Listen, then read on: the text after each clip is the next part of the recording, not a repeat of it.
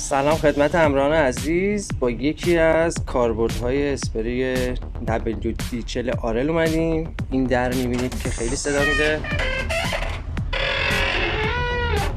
آوازی میخونه برای خودش. حالا ما یه تکون، یه پیس اینجا. خدا نگهدار صدا. به همین سرعت دوستان عزیز، من 1000 بار به شما گفتم آره بابا آرل راه حلشه، بشه تابید آرل.